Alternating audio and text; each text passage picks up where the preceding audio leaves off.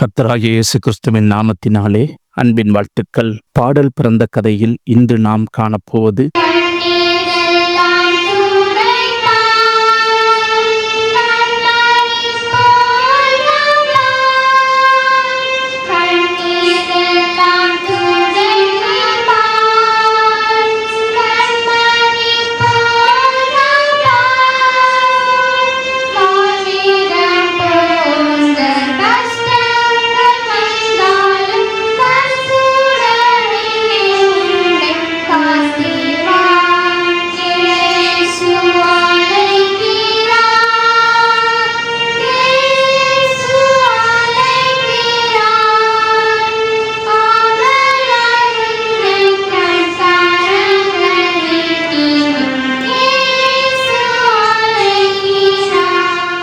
இந்த பாடலை அறியாத கிறிஸ்தவர்களும் இல்லை, இந்த பாடலை பாடாத திருச்சபையும் இல்லை.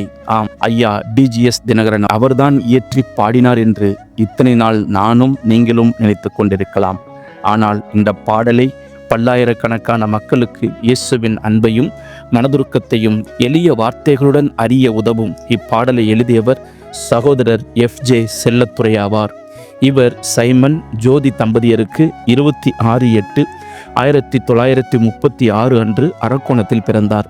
தனது ஆரம்ப கல்வியை அரக்கோணத்தில் முடித்து பின்னர் சென்னையில் கல்லூரி துவக்க வகுப்பறை தொடர்ந்தார்.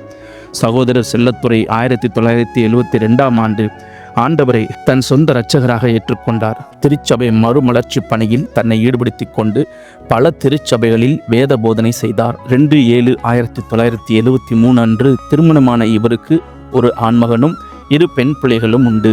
குடும்பமாக ஊழியத்தை தொடர்ந்த செல்லத்துரை அவர்களை ஆவியானவர் பலப்படுத்தி பல பாடல்களுக்கான ராகங்களை தந்தார். சகோதரர் செல்லத்துரை அவர்கள் ஒரு பாடகர் குழுவை அமைத்து பல நற்செய்தி கூட்டங்களில் பாடல் ஆராதனையை முன்னின்று நடத்தினார். அக்கார்டியன், மவுத்தார்கன், மேண்டலின் மற்றும் கீபோர்டு வாசிப்பதில் திறமை பெற்றவர்.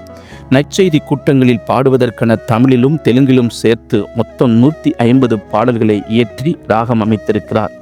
சகோதரர் செல்லத்துரை ஆந்திர பிரதேசத்தைச் சேர்ந்த செகந்திராபாத்தை மையமாக கொண்டு தனது ஊழியத்தை தொடர்ந்தார்.